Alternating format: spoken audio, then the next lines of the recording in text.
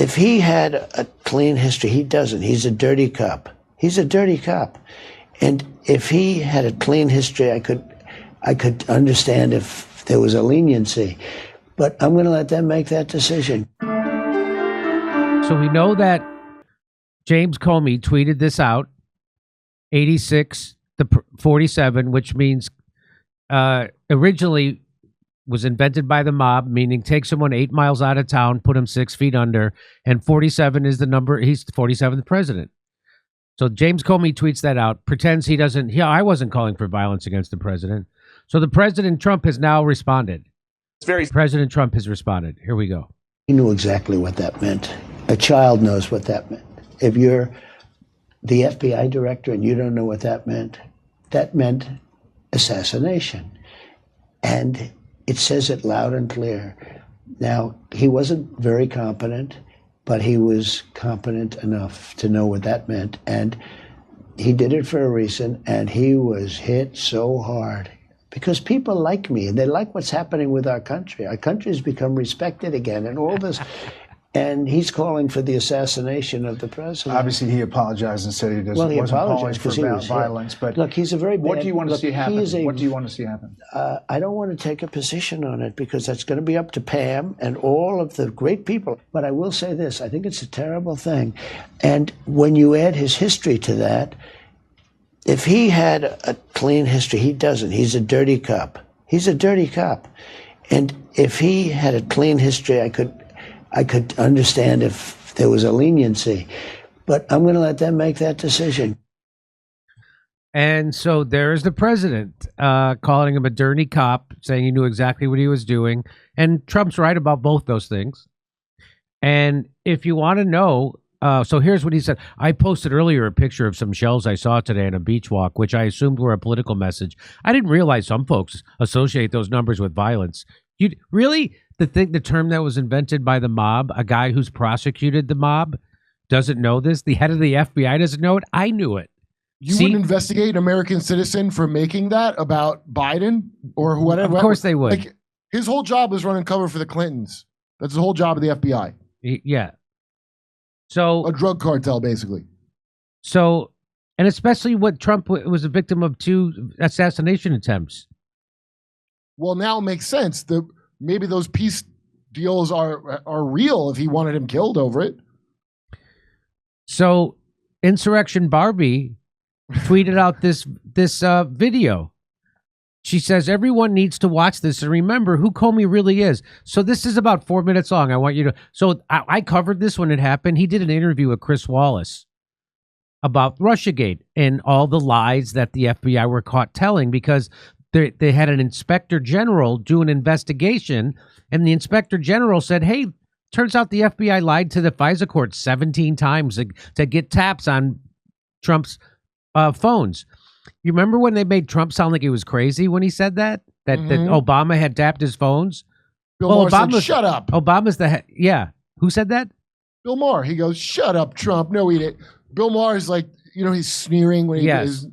Of course, of course, it turned out that Trump was right about that they did lie to the FISA court 17 times so they could get a tap on not only Trump's phone, but everybody in his campaign and everybody who was associated with the campaign.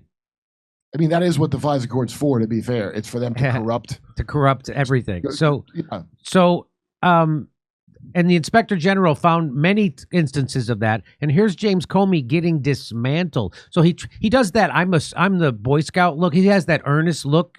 Mm-hmm. You and I'm from Jesuit school. And I'm trying to be I'm the guy who's on the up and up here, the head of the FBI. So watch Chris Wallace dismantle him. Let's watch. I don't see the disconnect between the two of us, and I'm sorry that I'm missing it. Here are you and the Inspector General, Michael Horowitz, answering the same question. Do you think this is vindication? It is. I mean, the FBI's had to wait 2 years while the president and his followers lied about the institution. Finally, the truth gets told. So he's asked about the Inspector General's report, and he says, is this vindication of you and the FBI? And he said, yes, it is. And the president and his cohorts have lied about us. Well, that's not what the Inspector General says. Here's the same question to the Inspector General who wrote the report. that James Comey says it vindicates him and the FBI. Here's the Inspector General, the guy who wrote the report. Here's what he says. Report vindicate Mr. Comey. It doesn't vindicate anyone at the FBI who touched this, including the leadership. The IG says you should feel no vindication. Well, maybe it turns upon how we understand the word. What I mean is that I understand it to mean that I get to lie and twist the meaning of the word vindication. Vindication, I thought it meant, I thought it meant that nobody's ever going to hold me account for this. That's what I thought it meant. What do you think it means, Chris? Here we go. the FBI was accused of treason, of illegal spying, of tapping Mr. Trump's wires illegally. They did all those things. Been treasonous for quite some time. They did that. They did all those things. The FBI did all those things, but no one's going to prosecute them. That doesn't mean they didn't do them, and that doesn't mean that the Inspector General didn't find that. He did. Opening an investigation without justification of being a criminal conspiracy to defeat and then unseat a president. All of that was nonsense. Here is what you said about the FISA process and what the Inspector General Horowitz said this week. Take a look. I have total confidence that the FISA process was followed and that the entire case was handled in a thoughtful, responsible way by DOJ and the FBI. We identified significant inaccuracies and omissions in each of the 4 applications. 7 in the first application and a total of 17 by the final renewal application. So what that means is that the FBI lied to the FISA court. Now, remember, the FISA court was set up after 9/11 so we could get terrorists. They were using the FISA court, and you don't get to so the FISA court, you don't get to have a defense counsel. You don't even get to be made aware of the charge. A prosecutor goes to a secret court in secret, and they were lying to the FISA judges in secret court. And the Inspector General said they lied to them 17 times in total. Why are we better than China again? Yeah, and somehow we're better than China. Good point. Here we go. 17 significant errors in the FISA process, and you say that it was handled in a thoughtful and appropriate way. Yeah, he's right. I was wrong. I was overconfident in the procedures that the FBI and Justice had built over 20 years. I was overconfident. So you see how these guys are scummy? This is exactly what the head of the CIA does. They use these words that they can then weasel out of. He goes, yeah, I was overconfident in the process that the FBI had built up over. I was overconfident. No, what you were doing was lying. You weren't fault, but not yours as the head of the FBI. Yeah, you're the head of the FBI. You were overconfident in the process. No, you were lying, and the people underneath you were lying, and you were lying to the FISA court. The FBI was, and you knew it. He knew. It has all the earmarks of a Russian thing. That's right. He knew that Russiagate was a complete hoax. He knew it. That's the kind of thing Russia does. So the press is who ran with it. Yes. Okay. So here's more. Again, here's your version, and again, here's the Inspector General. My recollection was it was part of a broader mosaic of facts that were laid before the FISA judge to obtain a FISA warrant. So he's talking about the Steele dossier. He's saying, well, that was just part of a larger mosaic that we laid before, after it got debunked, that the FISA, the P dossier, the Steele dossier was all made up. By the way, it was paid for by Hillary Clinton. Hillary Clinton paid Steele, the spy from England, to put together the dossier that smeared Trump. She paid for it, lied to the FBI for a year that she paid for it, and then when she got caught lying about it, she paid a fine. She didn't go to jail for lying to the FBI. She wasn't pilloried in the press, and nobody even knows about it. But so he's there saying that, oh, yeah, well, so the Steele dossier was completely discredited. It was made up. It was paid for by Hillary Clinton to smear her political opponent. And by the way, the FBI knew that. And he's saying, well, that wasn't the centerpiece of our case to the FISA court to get a tap on Donald Trump and his entire campaign's phones. That was just one piece. That's not true because watch this. We concluded that the Steele reporting played a central and essential role in the decision to seek a FISA order. It was central and critical role. It was all based on Steele dossier. There's James Comey saying, no, it was just one of the things. Well, the Inspector General finds the exact opposite. What were the other reasons besides that? Right. Any word? So let's watch.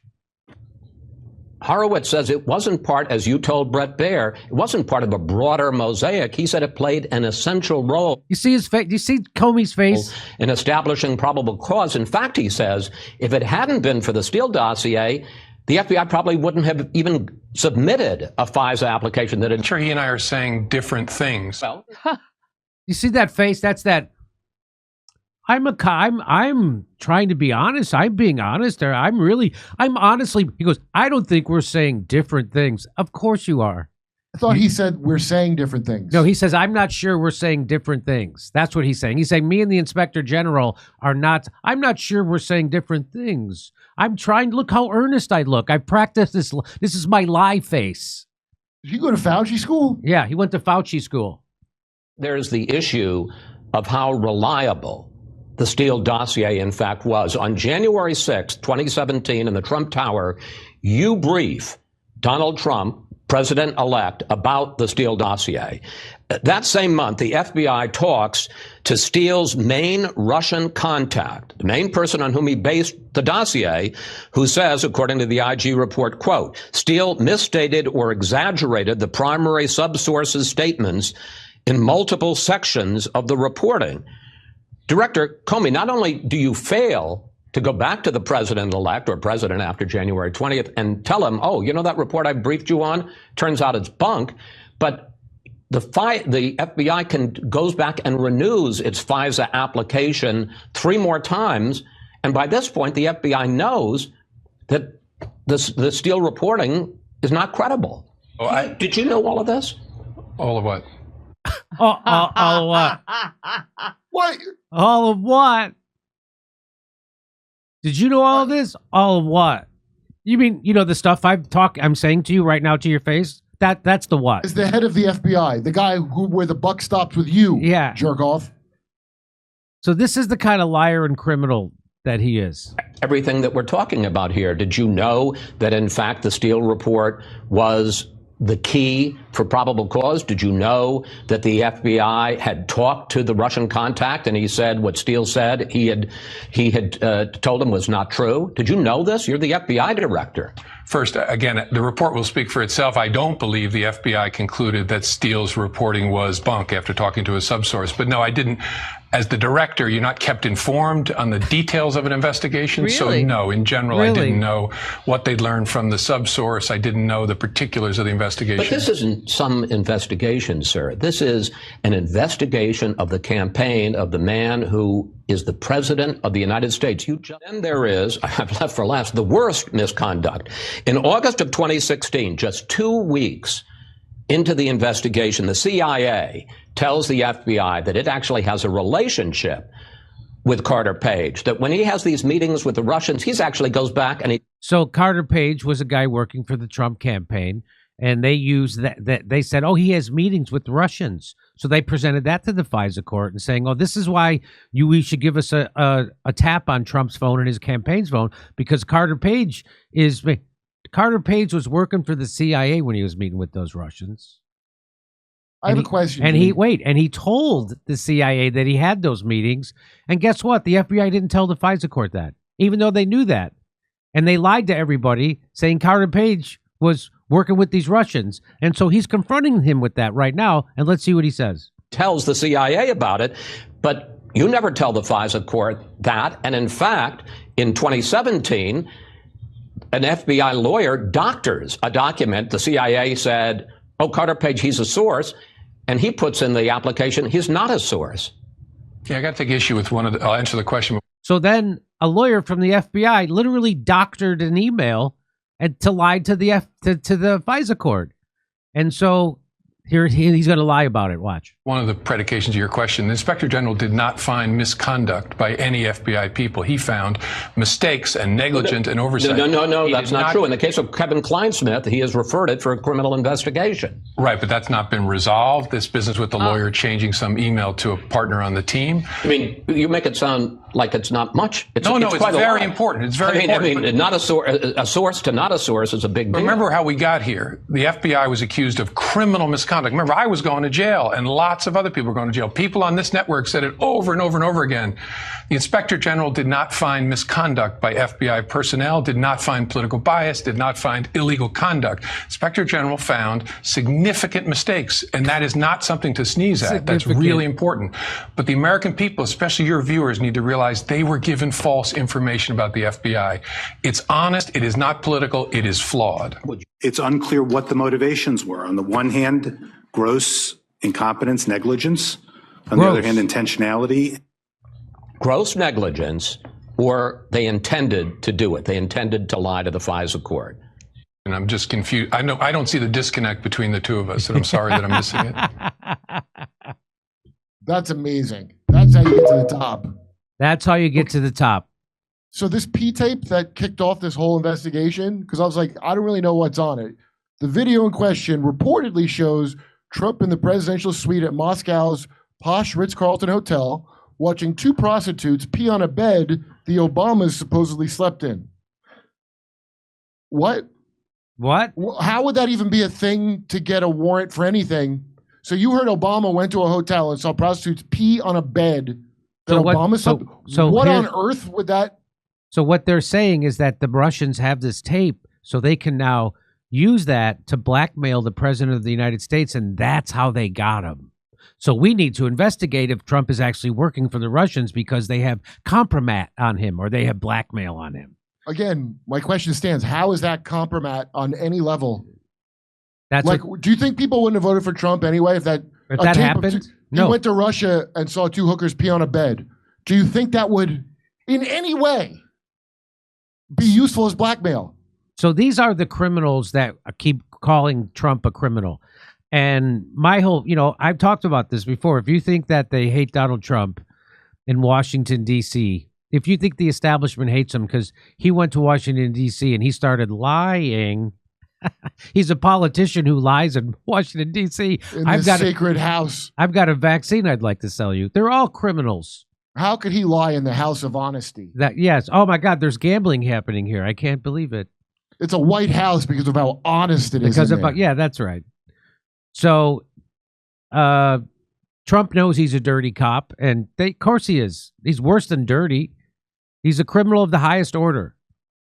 He tried to undermine a democratically elected president with a complete hoax of a conspiracy theory called Russiagate. And they lied to courts to do it. And then they're lying to reporters. That's what he looks like when he's lying. You see that face? But he gets away with it because half the country hates Donald Trump. So they don't care. I'm not seeing the disconnect here, Jimmy. They don't care. I'm not seeing it. They don't care if he's lying. They don't care if someone lies about Trump. Yeah. Just tell me one bad thing about Trump. I just need to hear it. Just tell me bad things. I don't care if it's true. I can't sleep. I told you I saw that comedian say that in like 2017. I just watch Rachel Maddow every night. Tell me something bad about Trump. I don't care if it's true. She said it on stage. I look down on religious people, but I'm like in something far worse than religion. That's right. Far worse. And so it just goes to show you that the people who hate Trump are hating their own shadow, as Carl Jung would say. They're hating their own shadow. And they're triggered by Trump because that part of them that they see in Trump, they've completely split off from their own psyche and they put it in their unconscious. I'd take it a step further, Jimmy. I'd say they are Trump's shadow. I think they mistake themselves as the one who Trump's the shadow. But all I'm seeing is he's the less shadowy one. And that's saying a lot. That's saying a lot. I know. Okay. But all my old friends in Hollywood will hate me for telling the truth about this because they're in a cult. And they were never your friends. And they were never my friends. If they do that, then they're not your friends. Yeah. They were just, yes, all right. Hey, have you ever tried getting ivermectin, methylene blue, or membendazole from your regular doctor? Good luck. Most won't even talk about it. But the truth is, you shouldn't have to beg for these medicines that you want. And you shouldn't have to wait for permission to take care of your own health. I'm telling you, don't wait till you're sick. Be prepared, because when things go south, it's not the hospital that's going to save you. It's what you've already got at home. That's why I'm telling people about All Family Pharmacy. They're redefining what healthcare should be, helping you stay stocked with both essentials and everyday meds, no hassle. You order online. A licensed doctor reviews your order, writes the prescription, and boom, your meds shipped straight to your door, no hassle. They've got ivermectin, methylene blue, mebendazole, plus over 200 medications, including antibiotics, emergency kits, and your daily prescriptions. It's not just a pharmacy. It's the backup plan every family needs. Go to allfamilypharmacy.com/door right now. Stock up. Be ready. That's allfamilypharmacy.com/door and use the code DOOR10 and get 10% off your order today. Come see us live in Los Angeles, Buffalo, Toledo, Montreal, Ottawa, Glasgow, Manchester, Belfast, Dublin, London, Liverpool, Birmingham. Go to jimmydore.com for a link for tickets.